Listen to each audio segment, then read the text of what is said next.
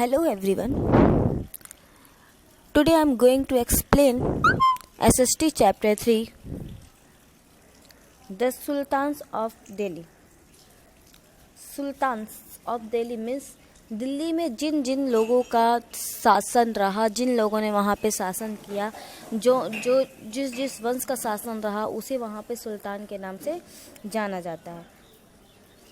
1200, 600, 1200, 1526 AD के बीच में यहाँ पे कई सारे शासकों ने अपना शासन किया, जैसे कि द स्लेव किंग्स ने 1206 to 1290 तक यहाँ पे शासन किया। द खिलजीज इन्होंने 1290 से 1320 एडी तक।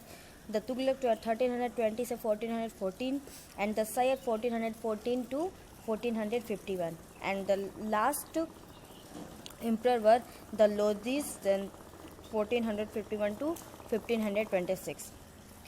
And you can say that Delhi is a seat of power. Means whenever any new dynasties came in mind, they set their capital city the Delhi. As the Thomars, they made the city of Dihalika. यानी थोमर राजा ने दिहालिका, जिसको हम present time में दिल्ली कहते हैं, earlier it's name was दिहालिका, जो किसके द्वारा बनाया गया था? थॉमस लगे के द्वारा बनाया गया था। कब बनाया गया था? 736 एडी में। उसके बाद चौहान लोग आकर के यहाँ पे आक्रमण करके अपना दिल्ली में अपना सल्तनत स्थापित कर दिया। और तब तक वहाँ पे दिल्ली एक कमर्शियल सिटीज़, मतलब जहाँ पे व्यावसायिक जो सारे कार्य होते थे वो कमर्शियल सिटीज़ बन गया था। और आज भी हमारा जो कमर्शियल यानी कि जो एडमिनिस्ट्रेटिव जितनी भी चीज़ें होती है वो कहाँ से होती है? दिल्ली। और दिल्ली हमारा क्या है? कैपिटल सिटी है। Delhi now transform it's capital which control vast areas of the sub continent. In 1206 Delhi become the capital of Delhi सल्तनत। 736 में दिहालिका ने इसको थोमर के द्वारा दिहालिका को बनाया गया था। उसके बाद चौहान ने यहाँ पे आक्रमण किया। फिर 1206 के बाद यहाँ पे जो सुल्तान लोग हैं उन्होंने भी इसे अपना कैपिटल बनाया। दिल्ली ही नहीं, कई सारे ऐसे सिटीज़ हैं जो जिनको इन शासकों ने बनवाया, जैसे Delhi built by Dhillika, Qila Rai Pithora by Prithviraj Chauhan. Qila Rai Pithora किसके द्वारा बनाया गया था? पृथ्वीराज चौहान के द्वारा। सीरी बाय अलाउद्दीन खिलजी, सीरी किसके द्वारा बनाया गया था? अलाउद्दीन खिलजी के द्वारा। तुगलकाबाद बाय गयासुद्दीन तुगलक, जहाँ पनाह बाय मोहम्मद बिन तुगलक। कोटला फिरोज शाह बाय फिरोज शाह तुगलक। कोटला फिरोज शाह एक स्टेडियम भी है। पुराना किला bye Sher Shah Suri and Shahjahanabad bye Shahjahan. ये सारे कैपिटल्स हैं जिसका नाम इन शासकों ने रखा था। इसके बाद आते हैं हम, जो यहाँ पे पहली डायनेस्टी थी वो क्या थी? द स्लेव डायनेस्टी, द मौलक और स्लेव डायनेस्टी। मोहम्मद, ये कब से कब तक इसकी टाइमिंग क्या है? 1206 to 1290।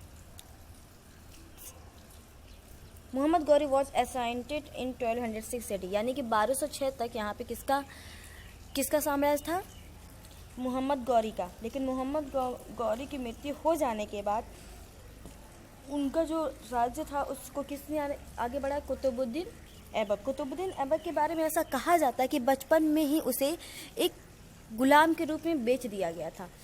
और उसने जिस साम्राज्य की स्थापना की वो स्लेव डायनेस्टी के नाम से इसलिए जाना जाता है। स्लेव मतलब होता है दास, यानी गुलाम वंश जिसको कहते हैं। गुलाम वंश इसलिए कहते हैं क्योंकि वो बचपन से, कुतुबुद्दीन ऐबक बचपन से ही एक गुलाम की तरह कार्य किया था। और वो हमेशा इसीलिए जो उसने अपनी जब शासन करना शुरू किया तो उसने उस वंश का नाम क्या रखा? गुलाम वंश।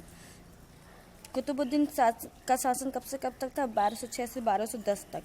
Qutubuddin Aibak ruled India only for 4 years. He ruled India only for 4 years, not more than 4 years.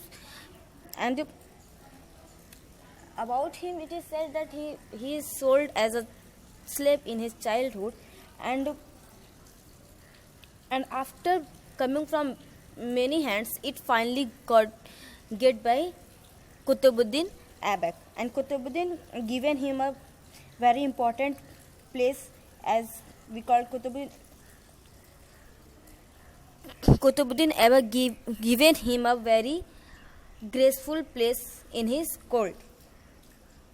Mamluk dynasty, slave dynasty or Mamluk dynasty name are same because Mamluk means a slave who want without parents, who want slave without parents. Mamluk का मतलब होता है कि जो व्यक्ति पैदा होता है और उसके कोई पेरेंट नहीं होते हैं और वो एक गुलाम के रूप में काम करता है।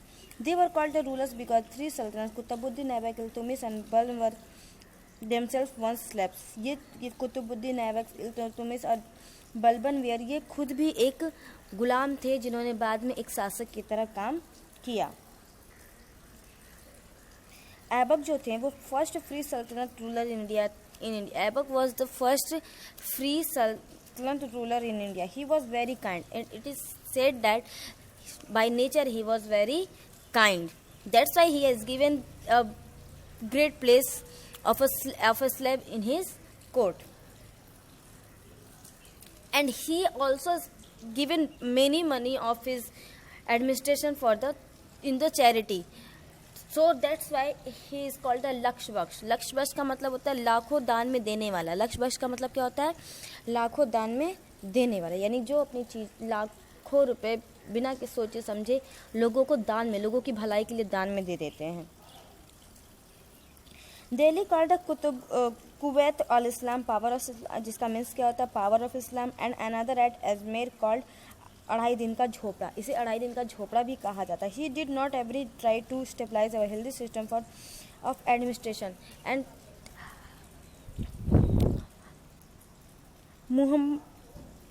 Qutbuddin never tried to make his administration healthy system.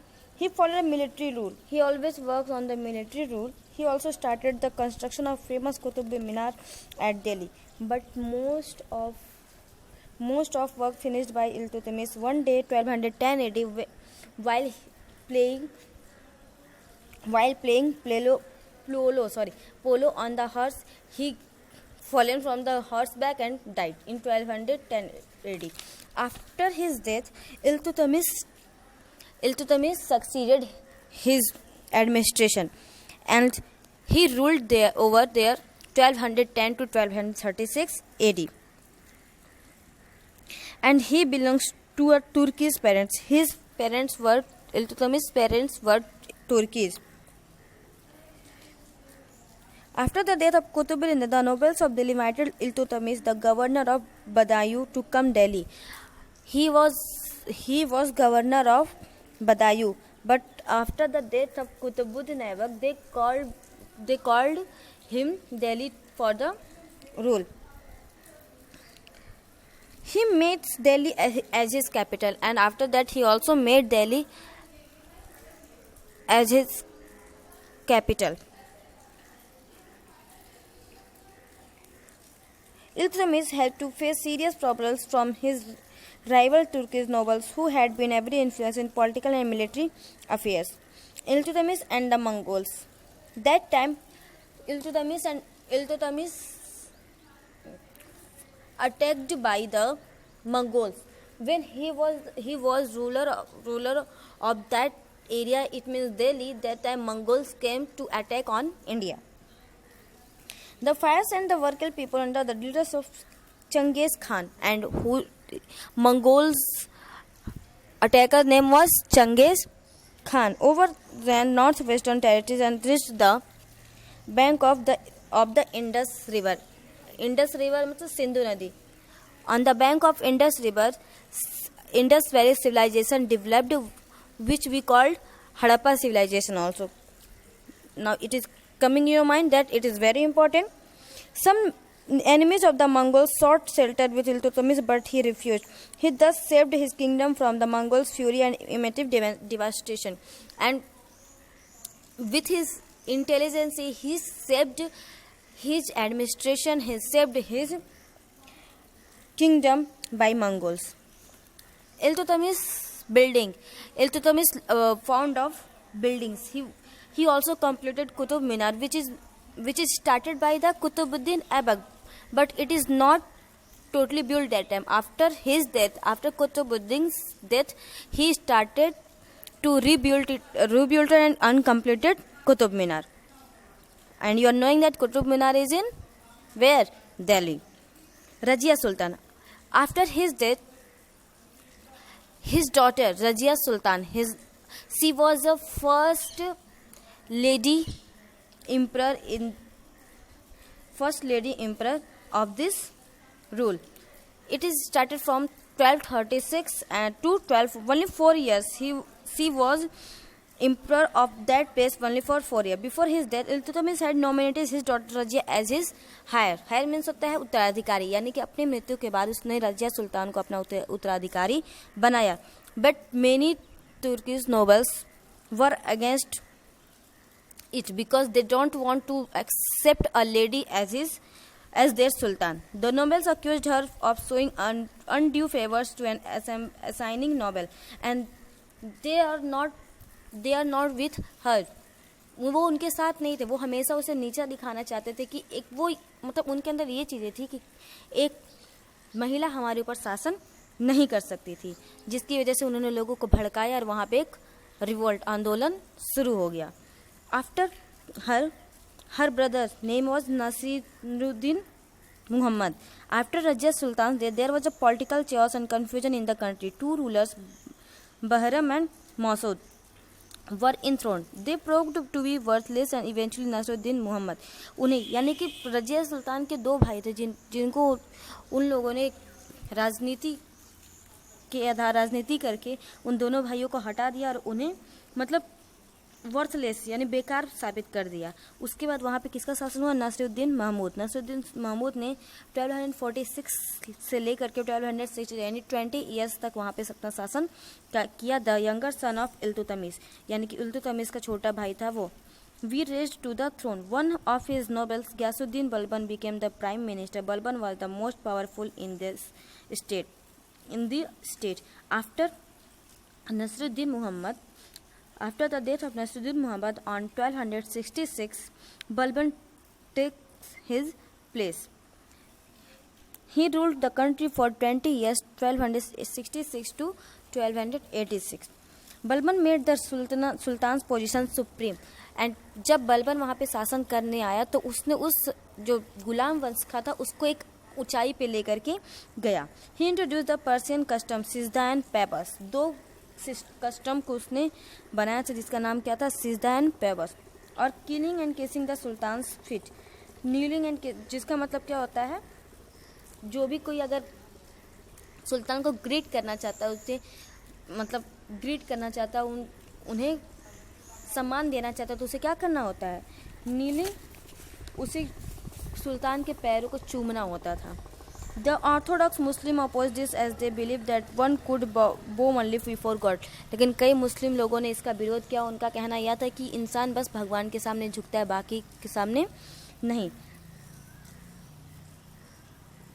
और जब वो वहाँ का प्राइम मिनिस्टर बना तो उससे मतलब बहुत सारी परेशानियों का सामना करना पड़ा. His own Turkish noble called the 40 plotted various conspiration against him. और वहीं पे उसके ही समय में कई सारे ऐसे लोग थे जो उसके खिलाफ साजिश करते थे. Plotted various. The Rajput chiefs also had not been completed subdue. The Mongol invention too had become a great danger to the security of the empire, but Balban faced all of them boldly. After that, Mongols, who came in the time of Iltutmish, they also very dangerous at Balban's time, but he faced Mongols very boldly. And after that, a new dynasty became. That name was the Khilji Sultan. In the next video, I will explain this. Then read the chapter properly. Okay, bye.